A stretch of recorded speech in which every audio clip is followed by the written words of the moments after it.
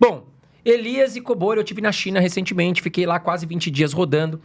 Eu fui para Pequim, Xangai, Chongqing, graças à dica do Elias. Eu não conhecia essa cidade, mas coloquei no meu roteiro por uma dica. O Elias falou, vai para Chongqing também, para você ver e tal. Eu fui para Hong Kong. E assim, uma pergunta que eu quero fazer para vocês. Eu vi uma China que eu não imaginava. Falei para vocês, eu fiquei surpreso. Por quê? Não vi um buraco na rua, as estradas perfeitas, a rua perfeita, não vi lixo na rua, não vi morador de rua nos lugares que eu fui. Vi muita segurança e as pessoas simpáticas. Eu não tinha essa visão do chinês, eu vou falar a verdade para vocês, eu tinha esse preconceito. Eu achava que o chinês era mais fechado, que era mais assim, mais estúpido e tal. E eu vi lá diferente. E aí eu queria entender com vocês por que as pessoas... Primeiro, a gente fala muito aqui no Brasil e tal, as pessoas têm uma visão distorcida da China. Será que é a imprensa ou será que é interesse de outros países como os Estados Unidos, que a gente tem uma visão distorcida da China? O que vocês pensam sobre isso? Na realidade, assim, primeiro, toda a referência que eu tenho bem fundamentada de China é graças aos livros do meu amigo Elias e das conversas que a gente tem, né? Então, o Elias é uma grande referência quando a gente está estudando a China, né? E eu recomendo que as pessoas leiam os livros do Elias.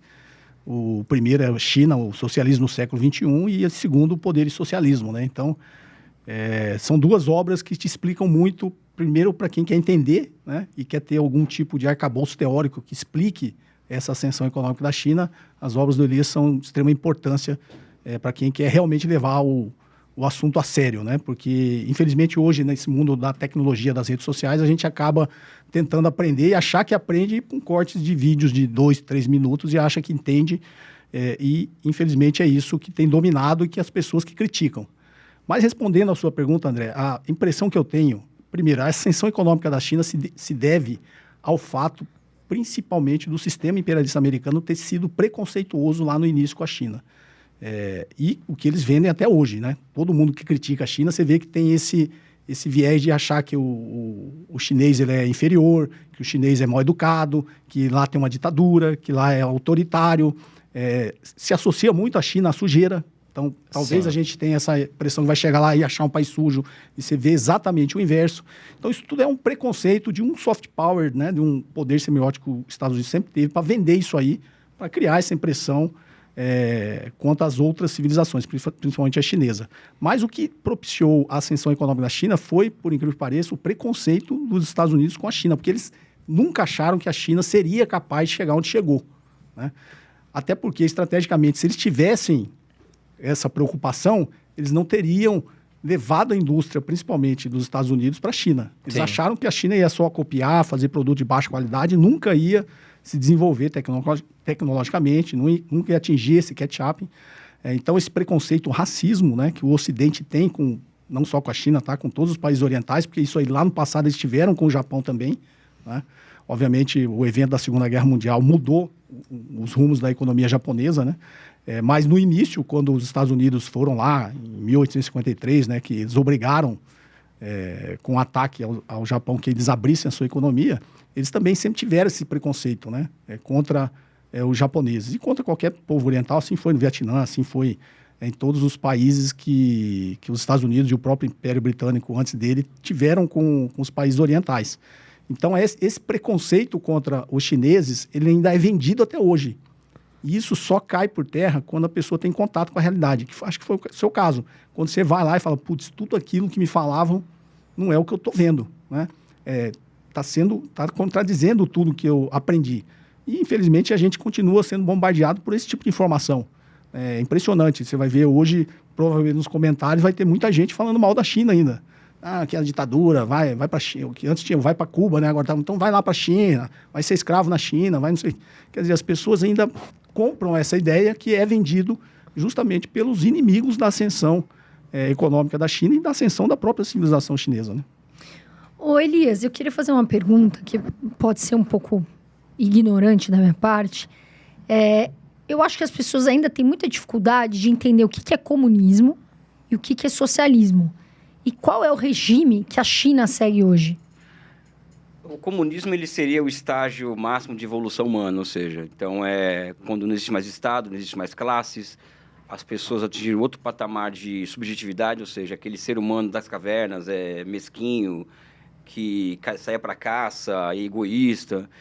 Esse ser humano deixa de existir, né, ao longo do processo de desenvolvimento, até alcançar um grau de evolução em que ela alcance, por exemplo, uma Nárnia, vamos dizer assim, que eu e você somos amigos, sem te conhecer, um ajuda o outro, a cooperação se sobrepõe completamente à competição, não existe mais a necessidade de leis e regulamentos para regir uma sociedade.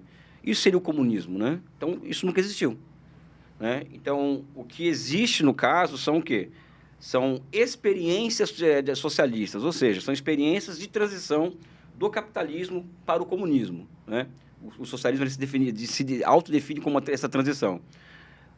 O que isso significa na minha cabeça de uma pessoa que estuda o socialismo? Que aqui está essa mesa, aqui é o capitalismo, ali é o comunismo, né? Ali na frente. O socialismo hoje, por exemplo, que existe na China, ou que existiu na União Soviética, no auge da União Soviética, corresponde somente ao começo do processo de transição. Existe uma larga história ainda a ser percorrida no rumo de um outro nível de sociabilidade, né? Então, a China, sob o meu ponto de vista, ela é um país socialista, né? E o socialismo se caracteriza, se diferencia do capitalismo de que forma? Primeiro, quem manda, né? No capitalismo, quem manda é o capital. São os empresários, os bilionários, os milionários, quem manda na imprensa, na polícia, quem manda nos aparelhos de Estado. É a grande burguesia, o grande capital, que manda, controla o Estado a seu bel prazer, não é? Isso se estende ao nível ao pensamento geral da sociedade. Então, é o grande capital que determina o que a sociedade pensa. E por aí vai. Na China, não. Na China, existe um bloco de forças políticas, né, que chegam ao poder em 1949 com a intenção e a estratégia de construir uma nação poderosa baseada na propriedade pública dos meios de produção. Essa forma histórica que eu chamo, ela é uma forma histórica que quem ocupa o poder subordina o capital ao seu poder. Ou seja, o capitalismo na China, por exemplo, você viu o capitalismo lá, não viu? Claro que eles não mandam. Eles não mandam. Quem manda são as forças históricas, que é comandadas pelo Partido Comunista, que intenta conduzir o país ao socialismo. O capital existe como forma auxiliar o processo de desenvolvimento, mas eles não controlam o poder político do país e mais do que isso. O que vai ficando claro, porque o conceito se manifesta no movimento real. Não existe um partido para o socialismo, como muitas vezes até nós mesmos já pensamos dessa forma. O socialismo não é X, Y, Z, não é isso, né? No caso da China, por exemplo, o capital privado, que aí a gente pode fazer uma discussão sobre o que é propriedade privada na Ásia e o que é no Brasil, nos Estados Unidos e na Inglaterra. Isso é uma outra discussão. Na China, o capital ele não manda e, mais do que isso, as formas de propriedade que entregam para a economia as possibilidades de ciclos de acumulação, ou seja, o que vai levar ao processo de desenvolvimento do país, e efeitos de encadeamento, ou seja, que aquele investidor que, ao investir, gera efeitos de encadeamento, inclusive para o setor privado, é o setor público da economia, não é o setor privado. Então, o setor privado não controla nem o ciclo de acumulação. E outra característica do socialismo chinês, que é por isso que a China é um país socialista, que é o sistema financeiro ser público, não é privado. Por isso, por exemplo, que na China não existe capital especulativo, não existe os derivativos, não existe a possibilidade de uma empresa pegar X do seu lucro e colocar no mercado de ações para especular, por exemplo. Muito pelo contrário. O mercado de ações no país socialista como a China é completamente orientado para o financiamento das empresas, né? Então, existem muitas diferenças entre capitalismo e socialismo, e as diferenças entre China e qualquer país capitalista são muito grandes. Aparentemente pode não ser. Para quem viaja para a China e vê aqui, pode ver aquilo, mas são muitas diferenças, né? Então, a China é um país socialista, né? Os valores que o Estado ele afirma diante de si mesmo e diante do mundo são os valores do marxismo, os valores do leninismo, do comunismo, né? Então, acho que isso é o que a China hoje. Agora, existe a combinação do velho com o novo o tempo inteiro na vida da gente, né? E na sociedade. Então, a China combina formas históricas de propriedade novas, avançadas, que é a grande propriedade pública dos meios de produção, com formas pretéritas de propriedade, como o setor privado da economia, a pequena produção mercantil na agricultura, e por aí vai. Mas a tendência, por exemplo, inclusive no que cerne a questão da propriedade, é a elevação do papel do setor público, sobre o restante da economia. E, para terminar, algo que passa despercebido para quem vai na China, mas que é uma das características do que eu chamo de Communist Party-led Development, ou seja, um desenvolvimento liderado pelo Partido Comunista, é o papel do Partido Comunista nas decisões empresariais do país. Ou seja, o Partido Comunista determina, não o Estado, o Partido Comunista, para onde vão as grandes empresas do país e também quais são os campos de investimento do setor privado. Então, dá para se perceber, por exemplo, que não é tão privado assim também, né? Ou seja, se o Partido Comunista é quem determina para onde vai o setor privado e qual investimento ele vai fazer, é porque existe algo muito diferente ali em relação aos países capitalistas. Aqui, por exemplo, para não ficar estendendo muito tempo de vocês, nós aqui decidimos montar uma fábrica para fazer joguinhos, né? E nós consumimos crédito bancário para isso, consumimos energia da sociedade para isso, tá ok, não tá ok? Isso independente das necessidades do país. Na China, não. Na China, não é você que vai decidir se você vai fazer joguinho ou não. O Estado e o Partido Comunista, cada vez mais o Partido Comunista, é que determina o que você vai fazer. Por quê? Porque cada vez mais o que você faz deve ser determinado para o bem comum da sociedade e não para o bem comum do empresário. Ou seja, nem sempre o que é bom para o empresário é bom para a sociedade. E a China leva isso muito a sério e cada vez mais a sério. Por exemplo, esse aperto sobre o setor privado, esse aperto sobre os empresários privados aumentou muito nos últimos 5 anos. Ou seja, você não quer ficar rico, bilionário, não tem problema, mas isso que você produz para a sociedade e para os fins estratégicos do país. Nos últimos 5 anos, 1/3 dos milionários chineses fugiram da China. E 1/3 do patrimônio... E quem ficou lá já perdeu 1/3 do seu patrimônio líquido, né? Ou seja, existe uma queda do patrimônio dos milionários chineses por conta da crescente orientação do Partido Comunista a se investir em setores que observem muito mais o bem público, o bem comum, do que o lucro individual, né? O José Cobori e Elias, mas uma dúvida que eu tenho, por exemplo, nós temos lá a Nike, né, fabricando dentro da China porque, enfim, a cadeia de produção é muito melhor, o governo incentiva ali a força de trabalho, a Apple também, entre outras big techs que tem indústrias lá. O governo, ele tem parte nesse capital social, digamos, dessas indústrias que estão ali locadas ou não? A Nike montou sua indústria lá, 100% é Nike, pronto, e ela só paga os impostos. Como é que funciona isso? Cada vez menos. Fala. Não, você entende muito mais do que eu, mas até porque eu aprendo com você sobre exatamente esses detalhes. Mais empresas do que eu. As empresas que operam na China, né, que estão na China, as grandes capitalistas, você deu o exemplo da Nike, elas podem até estar dentro da China, mas elas também seguem uma orientação do Estado chinês, né? Então, tirando os 96 grandes conglomerados empresariais estatais que existem na China, obviamente existe uma economia privada, existem empresas de capital privado. Só que essas empresas de capital privado seguem a orientação do Estado chinês do que é estratégico ou não. Pegando o seu exemplo da Nike, você pode falar, mas a Nike não é estratégica. Eu acho que a China ela deu um passo em direção a não cometer o erro que a União Soviética cometeu, né? Quando a gente estuda porque a União Soviética caiu o bloco soviético, foi justamente na Guerra Fria, nessa corrida até armamentista, militar e tecnológica que teve, a União Soviética não se preocupou justamente com esse setor da economia de bens e consumo da população em geral. Então, gerava-se uma grande comparação com o capitalismo, né? Então, na União Soviética, o cara fala, pô, lá no mundo ocidental o pessoal tem uma geladeira melhor do que a minha, o carro deles é melhor do que eu. Então, assim, do que o meu. Então, a China, ela não cometeu esse erro, ela estimula que o capital privado possa atuar para atender essas necessidades da economia, das pessoas como um todo, de bens e consumos normais, bens intermediários, né, não estratégicos. O Estado chinês, com esses 96 grandes conglomerados de empresas estatais, eles estão nos pontos e nos setores estratégicos da economia, que é o que vai orientar o desenvolvimento e a ascensão econômica da China. E, no mais, ele permite que as empresas privadas atuem. Só que todas as empresas privadas têm um representante do Partido Comunista no seu conselho de administração para orientar exatamente, porque também não adianta você estar lá com o setor de bens de consumo para coisas que não necessariamente vão atender a população. Então, no final das contas, todo o planejamento estratégico, e como o Elias muito bem colocou nesse último livro dele, o projetamento, né, que é inclusive inspirado num economista brasileiro, né, no Inácio Rangel. Então, toda essa economia do projetamento, eles têm exatamente isso, que é, primeiro, macro setores produtivos que visam gerar retorno para a extensão econômica da China e até para conseguir sustentar o desenvolvimento econômico, você precisa gerar retornos excedentes para você conseguir investir em ciência e tecnologia, em pesquisa e desenvolvimento, em educação, em saúde, e o que seria macro setores improdutivos, que teoricamente não foram feitos para dar lucro.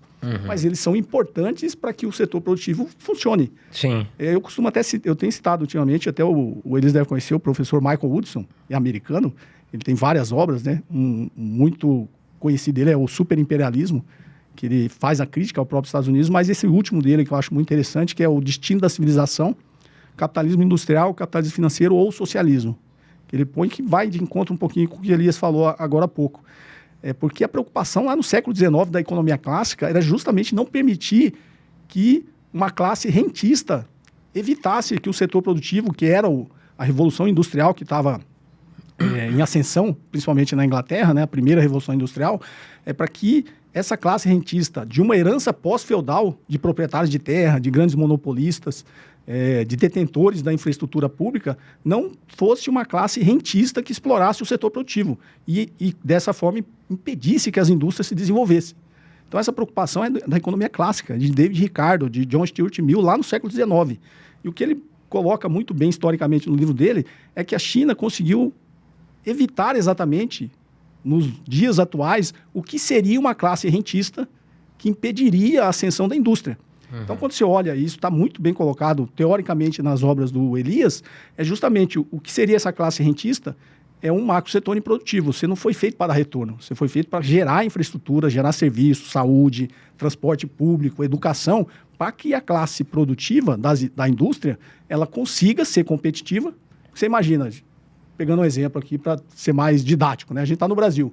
Imagina você ter uma indústria aqui, e aí você não precisa pagar vale transporte para o seu trabalhador, porque o transporte é público, gratuito. E o seu trabalhador vai chegar lá e é eficaz. Ele não vai ficar igual em São Paulo, o cara precisa sair 3 horas antes de casa para conseguir chegar 8 horas no trabalho. Sim. O cara acorda 4 horas da manhã para estar 8 horas no trabalho, né? Pegar ônibus, metrô, sistemas da CPTM para chegar, principalmente nos grandes centros, né? Que foi um a outro planejamento da China. Ele não permitiu que, como no Brasil tem São Paulo, Rio de Janeiro, sei lá, Belo Horizonte, e o resto do país todo tem que vir para esses centros industriais para que ele tenha oportunidade. A China tomou esse cuidado, e o Elias pode explicar muito bem, está no livro dele também, de não permitir essa urbanização de forma descontrolada, né?